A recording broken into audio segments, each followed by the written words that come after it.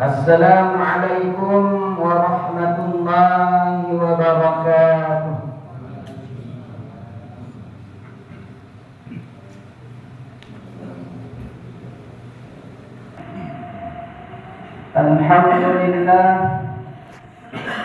Alhamdulillahilladzi faddala al-jum'ata min bainil ayyam.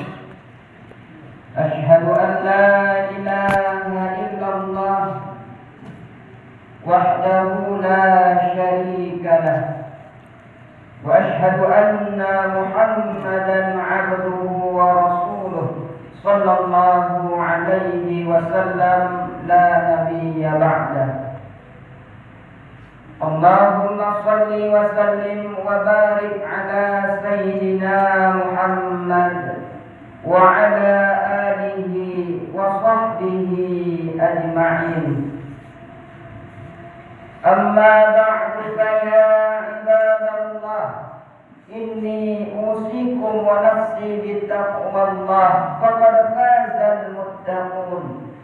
Ittaqullaha haqqa tuqatih wa la tamutunna illa wa antum muslimun.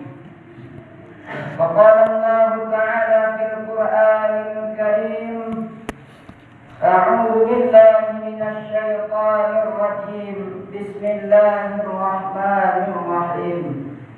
Inna a'tainakal kautsar fasalli li rabbika wanhar inna syani'aka huwal abtar. Bapak-bapak, saudara-saudara muslimin jamaah Jumat rahimakumullah, bersyukur kita kepada Allah Subhanahu wa taala dengan ucapan alhamdulillahirabbil alamin. Hari ini Allah mempertemukan kita bersama dalam suasana taqarrub ila Allah, mendekatkan diri kepada Allah, mempersiapkan bekal dan modal sebelum jadwal kematian sampai kepada kita.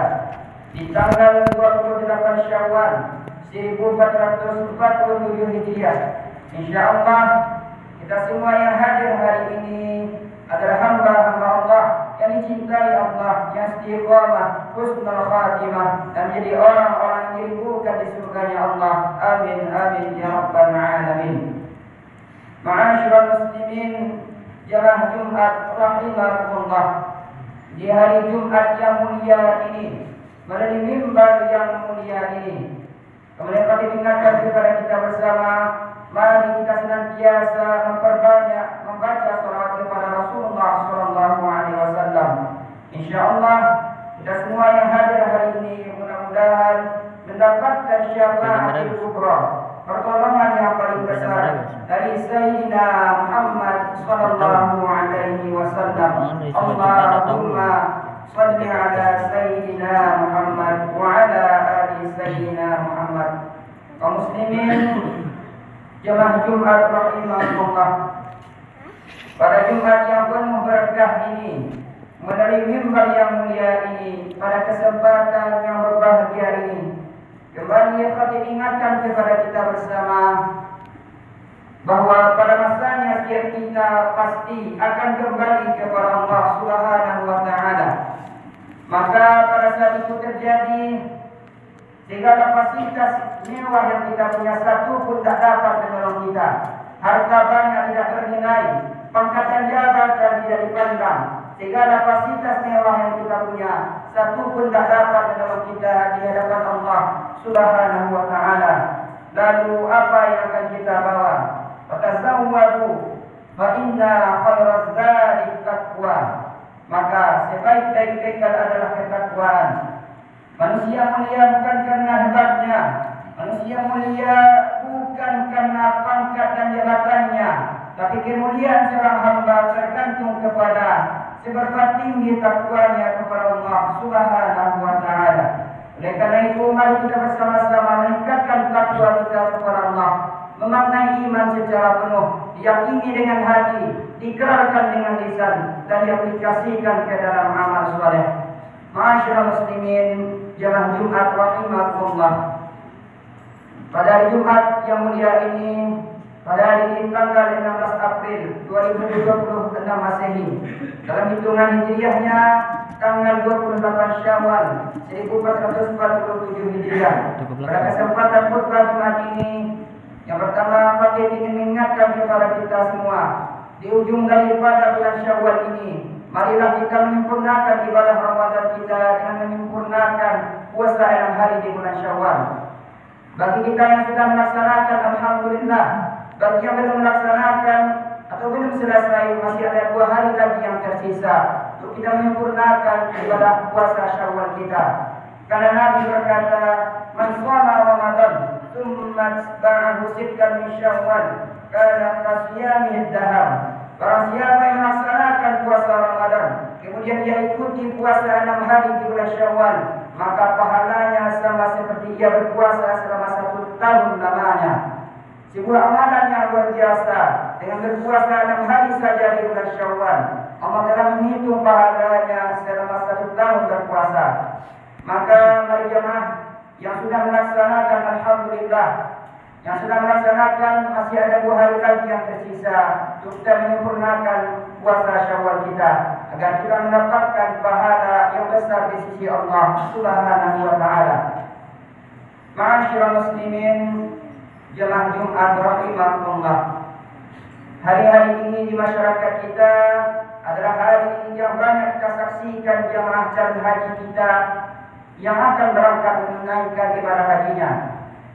Kalaupun seandainya pada tahun ini kita tidak bisa berangkat menunaikan ibadah haji, maka kita doakan semoga saudara-saudara kita yang akan berangkat menunaikan ibadah haji, mudah-mudahan diterima oleh Allah Subhanahu wa taala dan pilih hajjah dan haji yang mabrur. Sedangkan kita yang tidak berangkat menunaikan ibadah haji, maka ada satu sunnah Nabi sallallahu alaihi wasallam yang harus kita hidupkan. Apa satu sunnah itu? Tidak lain adalah melaksanakan ibadah kurban nantinya pada hari raya Idul Adha. Karena memang bapak muslimin, ketika itu memang disyariatkannya untuk beribadah kurban. Bagi jemaah yang sudah mendaftar ikut kurban tahun ini, alhamdulillah. Bagi yang belum atau masih ragu dan bimbang, maka pada kesempatan yang singkat ini, melalui mimbar yang mulia ini, khatib akan sampaikan ada 3 alasan kenapa kita mesti berkurban. Mudah-mudahan ini bisa menjadi motivasi bagi kita bersama. Ma'asyiral muslimin, jemaah Jumat rahimakumullah. Alasan yang pertama kenapa kita mesti berkurban adalah karena kurban merupakan bukti syukur kita kepada Allah Subhanahu wa taala.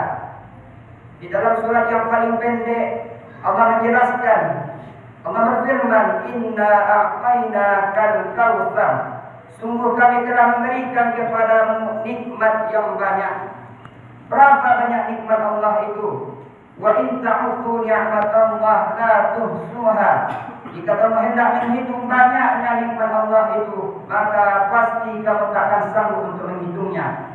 Kalau seandainya kita kumpulkan seluruh air laut yang ada di atas dunia ini untuk menjadi tintanya, kita kumpulkan seluruh dedaunan yang ada di permukaan bumi ini untuk menjadi buku atau alasnya, kita kumpulkan seluruh ranting pohon yang ada di dunia ini untuk menjadi pensil atau penanya untuk menulis nikmat Allah tersebut, maka belumlah cukup untuk menghitung nikmat Allah tersebut.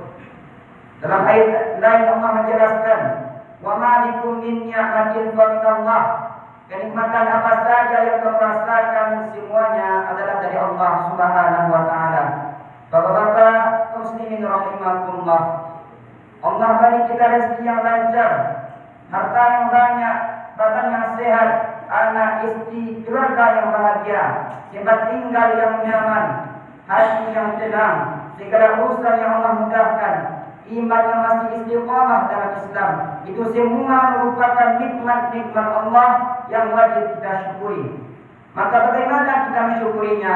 Lanjutkan ayat yang pertama tadi, Allah berfirman, "Inna a'tainakal kautsar fasholli li rabbika wanhar." Maka dirikanlah salat karena Tuhanmu dan berkurbanlah. Salat dan berkurban, cara untuk bersyukur kepada Allah. yang mana sholat sebagai perwakilan amal dari badan dan berkurban merupakan perwakilan amal harta.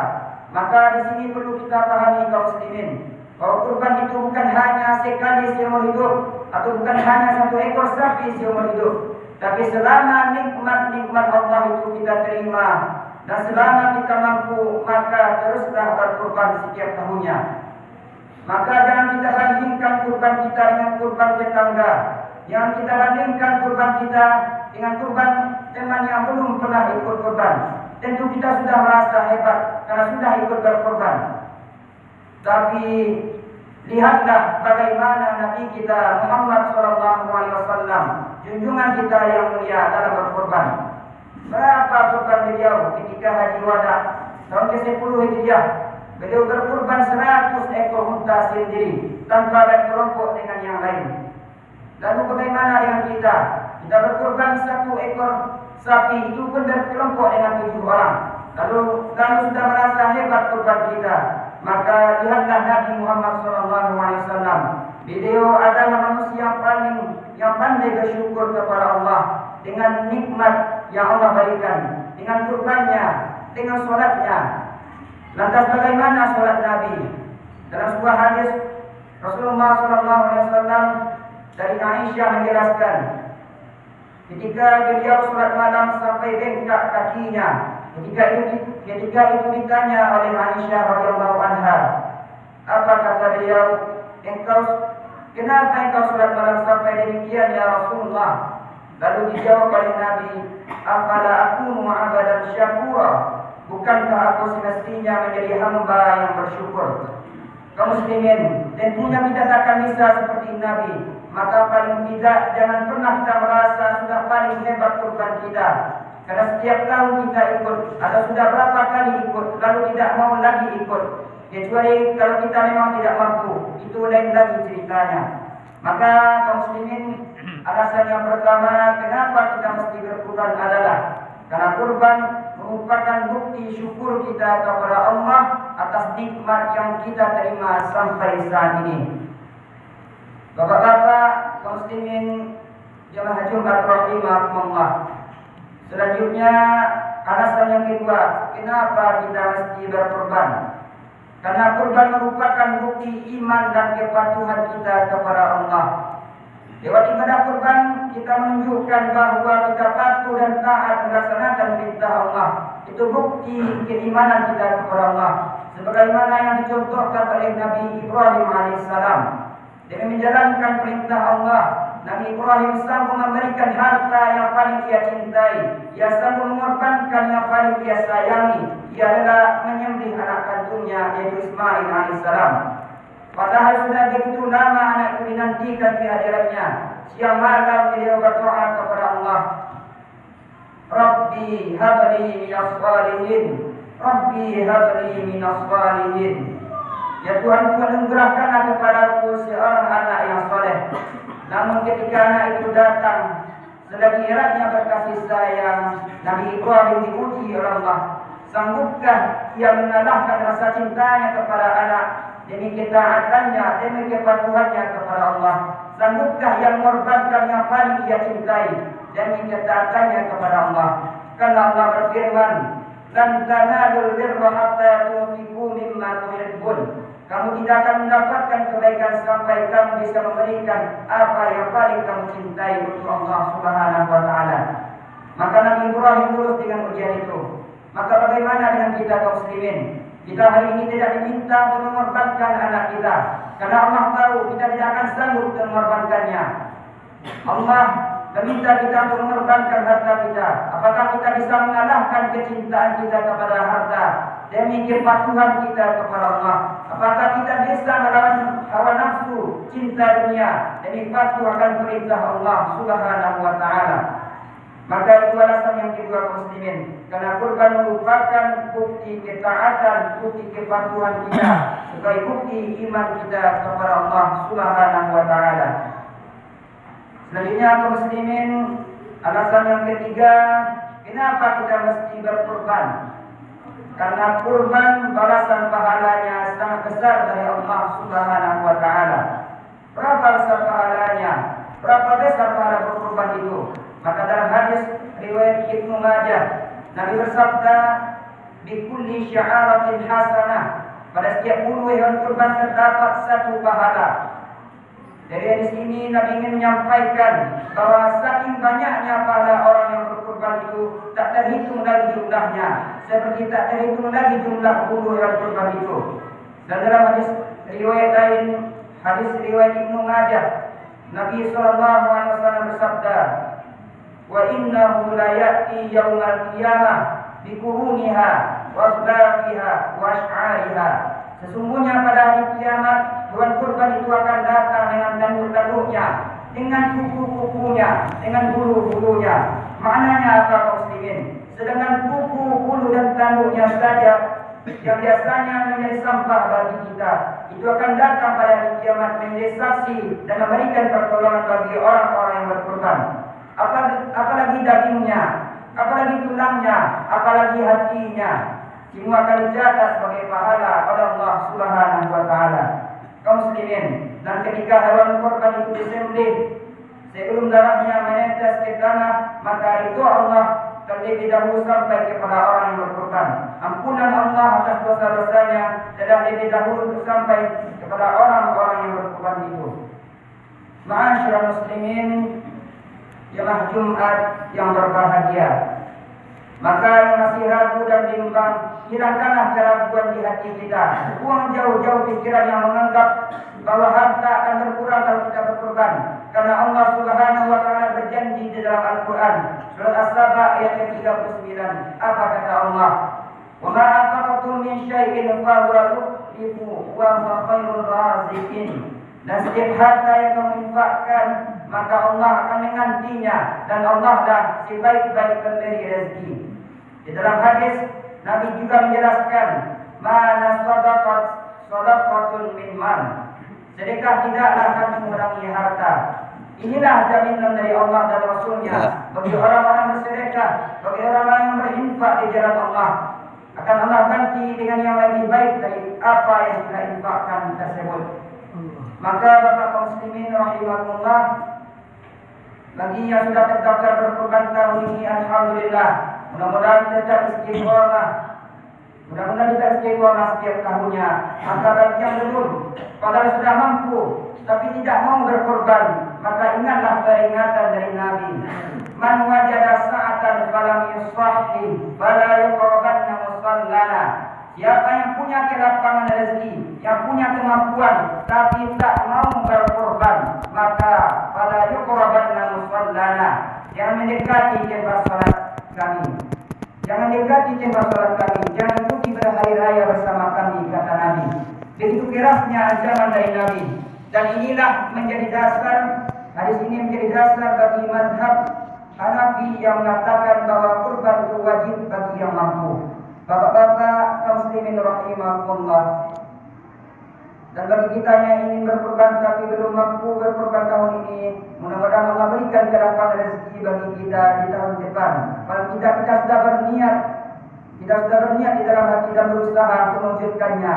Bisa dengan menabung mulai hari ini. Kita cicil untuk bisa berkurban di tahun depan. Dan selalu pula kita berdoa kepada Allah agar Allah senantiasa memudahkan dan melembutkan hati kita untuk mau ikut berkorban, bersedekah, berinfak dan berwakaf di jalan Allah Subhanahu wa taala. Ma'asyiral muslimin, saudara-saudara jemaah Jumat rahimakumullah. Jadi inilah 3 alasan kenapa kita mesti berkorban. Yang pertama tadi adalah sebagai bentuk rasa syukur kita kepada Allah. Yang kedua adalah sebagai merupakan bukti iman kita dan ketakwaan kita kepada Allah.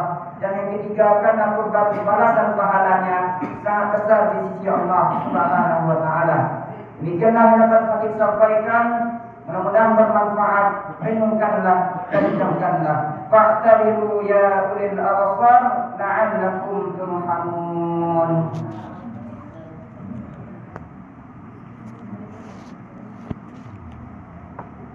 Alhamdulillahilladzi an'ama 'alaina bi ni'matil iman wal islam أشهد أن لا إله إلا الله وحده لا شريك له وأشهد أن محمدا عبده ورسوله صلى الله عليه وسلم لا نبي بعده.